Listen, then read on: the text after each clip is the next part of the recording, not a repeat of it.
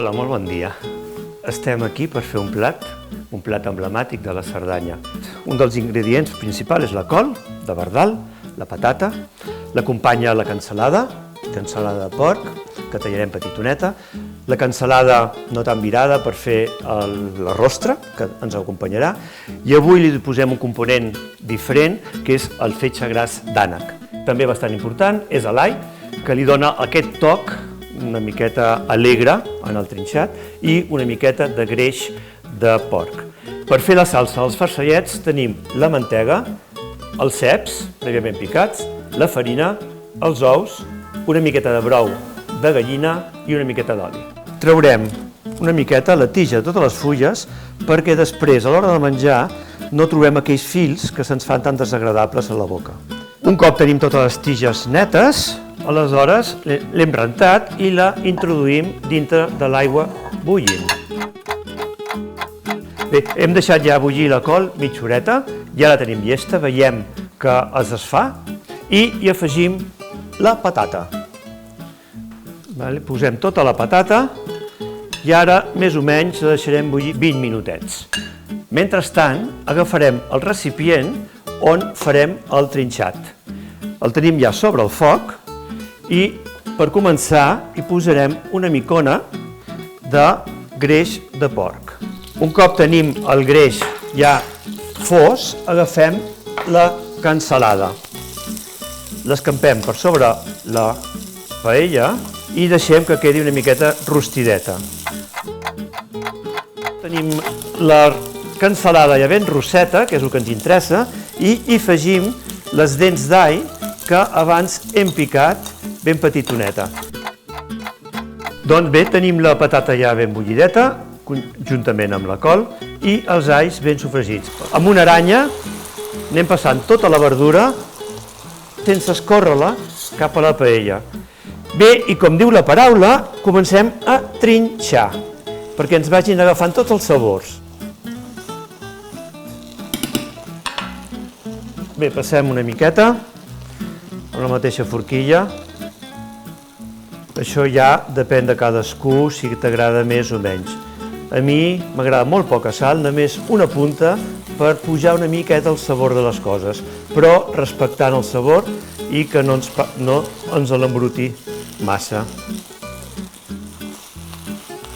Tenim ja el trinxat ben acabadet, ben homogeni, i passem a l'última fase. Agafem el fetge gras d'ànec.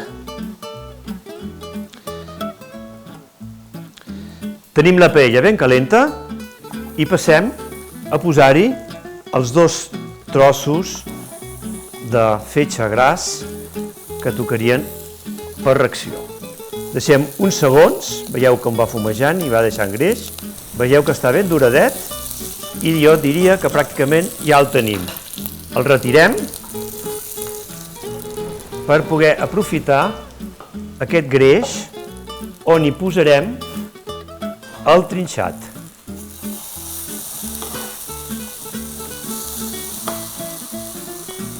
I ara el que ens interessa és que quedi ben duradet.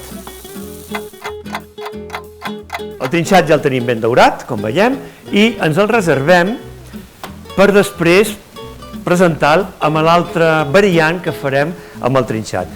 El farcellet que hem escaldat, les fulles dels cabdells, triant les més grans. Aleshores passarem també a treure-hi la tija, com hem fet pel trinxat, i un cop ho tinguem preparada, farcirem amb el trinxat. Posem a dintre amb la part de la tija gruixuda cap a nosaltres.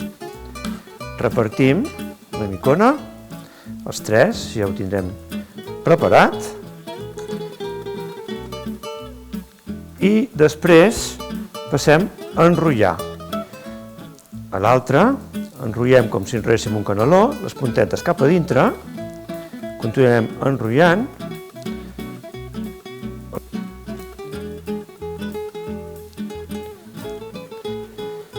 Tenim els farcellets fets, tenim l'ou batut, res, és un ou sencer, que també es pot fer amb clara, ja depèn del gust del consumidor. Important és que ens quedi ben mulladet el farcellet. Un cop passat per l'ou, el passem per la farina. Pot ser, en aquest cas, és de blat. Però si tenim algun conegut o familiar celíac, doncs li posem a maicena, no passa res. I un cop ben enfarinadet, el posem en el plat, preparat per poder el fregir. Mentre se'ns escalfa l'oli, aprofitem el temps, posem una altra paella per saltejar els ceps que farem servir per fer la salsa dels farcellets. Els ceps en aquesta època, evidentment, són ceps congelats, però tampoc no li treu mèrit, li traurà potser una mica d'olor i la textura també serà diferent. La densitat, el mossegar, perdrà la fortor aquella del cep fresc. Aleshores el saltegem amb una miqueta de mantega de vaca.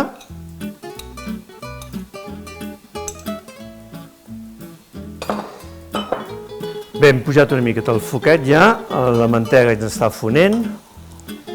Perfecte. Aleshores remenem una micona perquè els ceps quedin ben repartits. I ja quan els tinguem una mica més saltejadets, els mullarem amb un brou que tenim de meitat vegetal, meitat de pollastre. Bé, doncs, tirem el brou colat, sempre hi ha alguna coseta que no ens agrada, aleshores no ens embruti la salsa, el passem per un colador ben finet i aleshores deixarem reduir.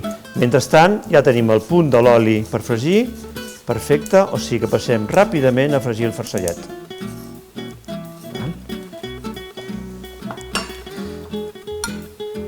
Escorrem de la farina, posem, aviam què tal, perfecte, molt bé, el tenim al punt. Si és massa calent, el que farà és que ens l'enrossirà, ens el massa de pressa i no ens l'acabarà de deixar ben fregidet. Esperem un ratet per una banda i el anirem girant a poc a poquet. Ja els tenim fregidets per totes les bandes i els retirem posant-los a sobre d'un plat amb paper absorbent perquè ens vagi agafant tot l'oli que ens pugui sobrar de la fregida. Bé, la salsa, com veieu, està fent una petita embullició, que és el que volem, i al costat tenim una paella buida a tope d'escalfor per posar, aviam si la tenim a tope com he dit, perfecte. Veieu que fa evaporació, això el que fa és ens serveix per reduir la salsa sense posar-hi res de farina ni res que ens molesti el sabor del cep. I ara, com ja la tenim pràcticament, posarem els farcellets a dintre i un cop ho tinguem ja llest, jo penso que ja està,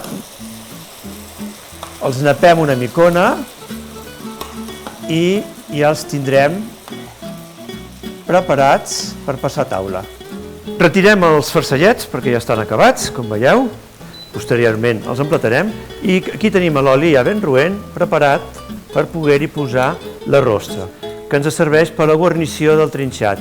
Vaig marejant una mica de la rostra fins que ens quedi ben rosseta.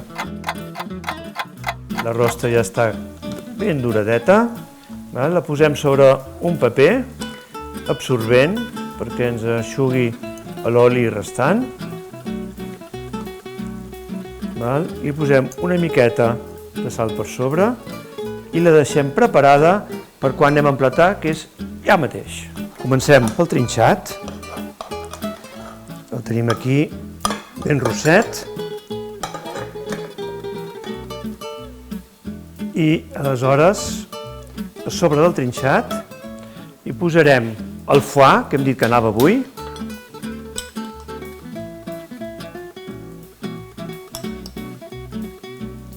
I acabarem posant-li les rostres, que ja és un clàssic, i per no deixar-nos, no trencar les tradicions, doncs hi posem una mica de rostre per acabar amb un rajolí d'oli d'oliva. Ja està, preparat per menjar. Acabarem, doncs, amb l'altre plat, que són els farcellets de trinxat, fetes amb les fulletes més grans dels cabdells. I hem fet la salsa de ceps, amb la qual els estem acabant de napar.